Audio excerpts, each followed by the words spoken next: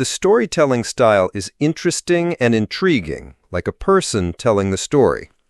Peter the Great, the nation-building emperor and the shadow of Russian history.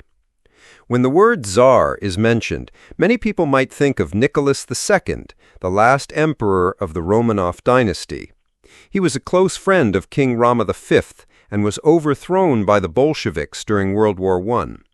However, if one were to look deeper into the roots of the Russian Empire, one cannot ignore the name of Peter the Great, 1672 to 1725, the emperor who established Russia as a global power. What distinguished Peter among the Tsars was not only his political achievements and military victories, but also his complex personality, his rigorous reforms, and his ruthlessness, which meant he was willing to sacrifice anything, even his own blood, to preserve his power and the future of his country. Born in 1672, the son of Tsar Alexei I and his second wife, Empress Natalia Naryushina, he was ranked second in line to the throne. Fyodor III, who was in poor health, after Fyodor's death in 1682, the imperial court experienced major conflict. One side supported the 10-year-old Peter, while the other supported his older brother, Ivan V. This led to the Strilzy Uprising, a series of murders and atrocities that deeply ingrained Peter's heart for the rest of his life. The result was a political compromise.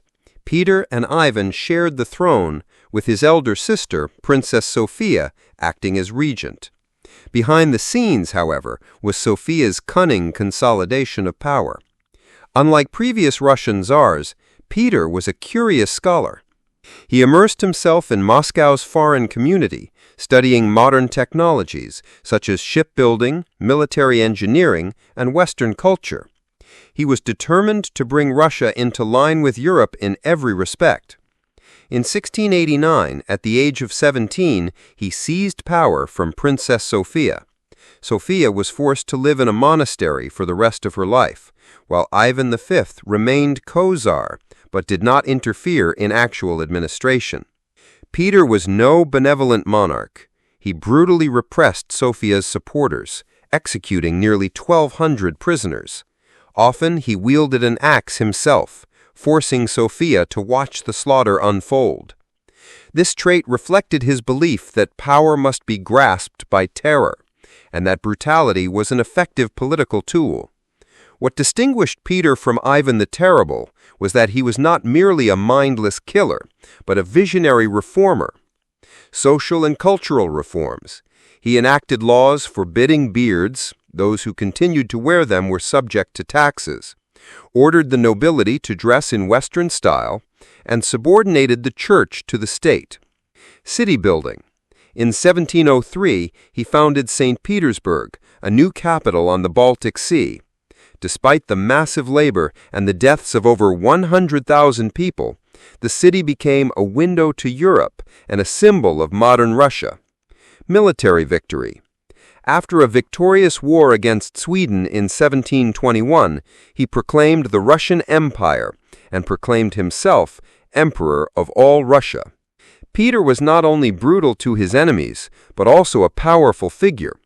But also his own son, Tsarevich Alexei, was a gentle and religious man, a stark contrast to his father.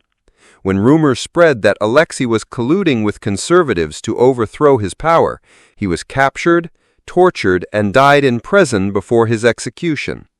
For Peter, the sacrifice of his son was not a tragedy, but a political imperative, demonstrating his preference for nationhood over his father.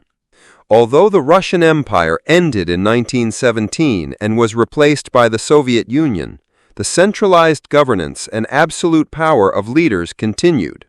For example, Joseph Stalin, who reigned with terror and repression, resulting in the deaths of over 20 million people. Geography also played a significant role. Russia was a vast, rugged country constantly under attack from external enemies, making strength and strict rule a condition for state survival. Peter the Great is a complex example of a great and cruel leader. He led Russia to great power, but at the cost of countless lives.